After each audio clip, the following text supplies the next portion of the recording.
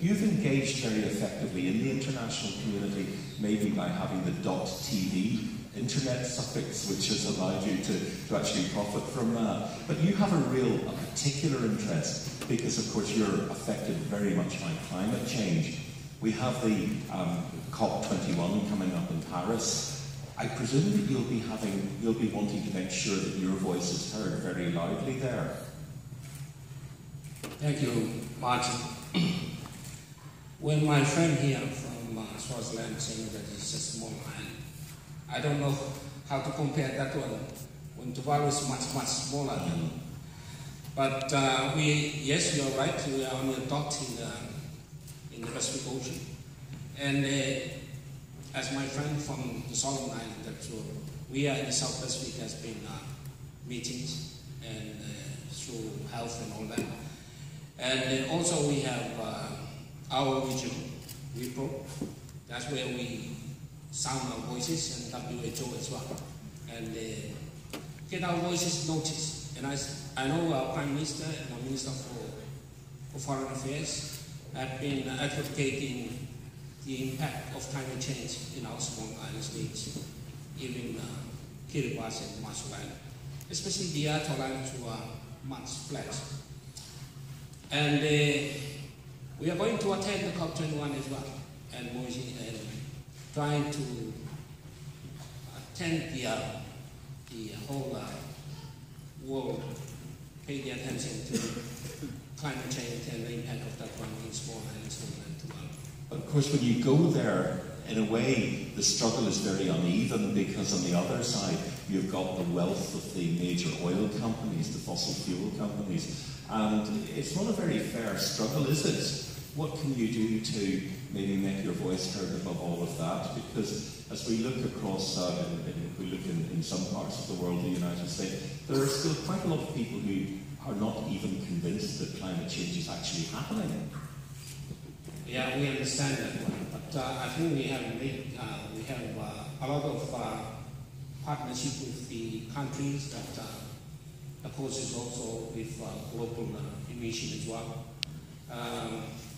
Like what Professor David had mentioned on Dr. President Bush quotation on that one. That's something that we have to draw on, because we are more like the one-on-one, and we have to make our voice heard for countries, superpowers who are the causes of global warming. And I think we're doing well on that one, even though you are saying that might not hear our voice. But our fight is not a fight but it's a fight for freedom and survival. And I'm just sticking with climate change, and a question really for all three of you, because you're all members of the Commonwealth, and there have been two quite significant changes of heads of government in Australia and Canada in the last few weeks. I just wonder, do you see the Commonwealth as an opportunity, because you do meet together at the World Health Assembly, I know. Is that a forum that countries like yours can make use of, or do you think it's just a legacy of colonialism that has outlived its purpose? We can understand that, Martin. I know the fight that we're fighting is a battle that you know as well as myself. But the only way that we can do is just voicing our voice and explaining to the whole world the problem that we are now facing, especially when we are looking at the challenge of health. We can talk about the goals of MGTs and so on, and the drugs that but when we are talking on the impact of climate change in small island states like Tuvalu, we don't have a choice. But we have a meeting every week on a Wednesday where we share all the things that we would like to make move forward. So all the information that we share, each minister when they go around, they have the common understanding of what we are driving at. So I think that's a benefit that we, in a small island state, been sharing all this. Okay, and all three of you have got large neighbours. For you, it's Australia, particularly New Zealand to some extent. In your case, South Africa. Is it good or bad to be a small country beside a very big one. We earlier heard from Pekka Puska, and of course he's from Finland, and Finland, and historically, although not so much now, has always had this issue of being next to Russia. There are many examples around the world of countries that are small but with very large neighbours. Even if they're large countries like Canada, having the United States beside you can be a challenge as well. And I wonder, is that good or bad, or would it be easier if you were out on your own completely? Maybe stay with Tuvalu just for a minute.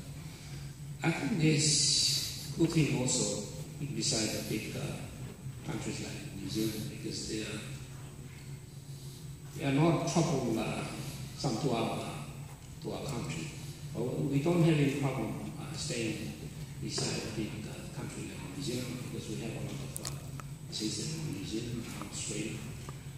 And we are far away from a bigger continent where a lot of things happening. So we're more like on a safe zone in the South Pacific. But then our fear is that even though we are away from a bigger continent, still also they can reach us in other ways as well. And one of the last example is the climate change, because what is happening in China, in the United States, is affecting us quite far from the South Pacific. One of the issues that's arisen in some of the Pacific Islands in the past has been the export of high energy dense foods, mutton flaps, things like that, and the sense that there's been some pressure from some of the countries producing them, like New Zealand, for you to take these products. Is that an issue, or have you resolved that one? Thank you, Martin. I think April this year, I sort of take up this portfolio. And I've been doing my study.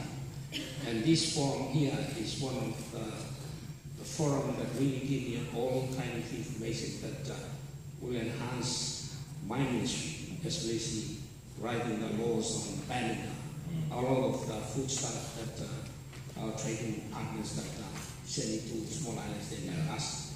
And that's why we are facing all the kind of health challenges that we have at the moment. So that's a benefit for us to be part of this forum here.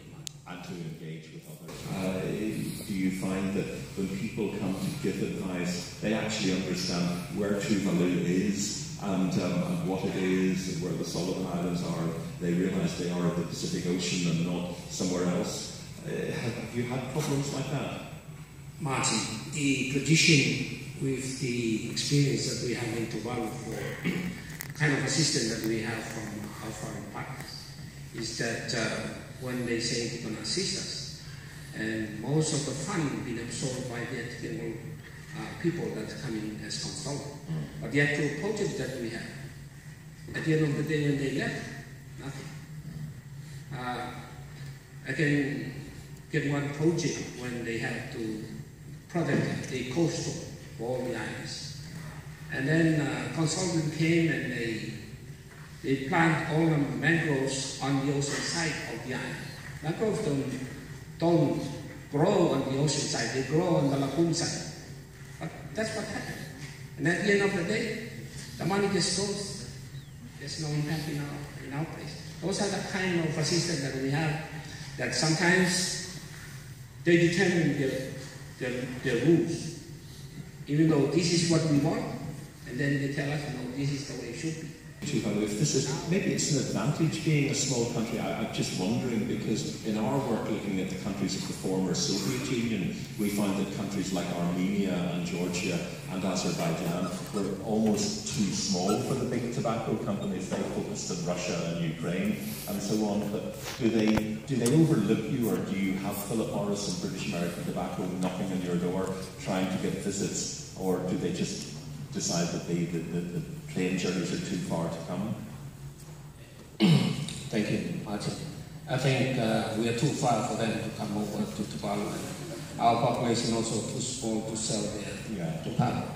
Yeah, but we are also reviewing our acts and our laws, and we know we've been during the colonial days we always have the British law, and we used to have an assistant from WHO to assist us on a few areas that we want to enforce the laws at the moment. So at the moment we are looking at enforcing the import of goods that will harm our health in the country, so that we can protect our people, because that's part of our public health and all that. We have a system from technical advice from WHO. So it's very difficult to see the shading in the Solomon Islands and Tuvalu, but I do know in fact from before, from working with colleagues at MIPRO, that your vital registration systems are not perfect. And Tuvalu, what are you doing to improve vital registration so that you have a really good picture? We have engaged two software companies based in Fiji, and one is an overseas company, to have an information system that will capture everything that we have listened to the presentation. I attended a meeting also in Taiwan as an MP late last year, and the registration was discussed in detail, and I was representing the Minister for Health. And from there, I know the importance of the information and the data. I didn't realize that I would be the Minister for Health after the election in March this year. So I'm taking that one board as one of my top priority. And maybe by next year we'll be able to work on a database that will capture all the information that for health-wise. Because with that, if we don't have that information, I cannot make decisions, and I cannot advise my cabinet members on what's really happening in a country so small, but it's vital. Do you see an opportunity in the Pacific and Africa for a similar coming together to really drive forward something that will be taken up by the rest of the world? And if you could do that, what would it be? So I'll start over there, but just do a final run through. Already, I think the South Pacific countries already doing that. I just came back from a meeting in Fiji, where all the countries in the South Pacific come together and talk about all the NCDs and the health with women and children as well. So we already have that one there. So I think it's only a matter of strengthening our goals, and from there we go forward. And you each have one vote in the UN General Assembly, the World Health Assembly, but if you all come together, that's quite a lot of votes from the Pacific. That's right. From the Solomon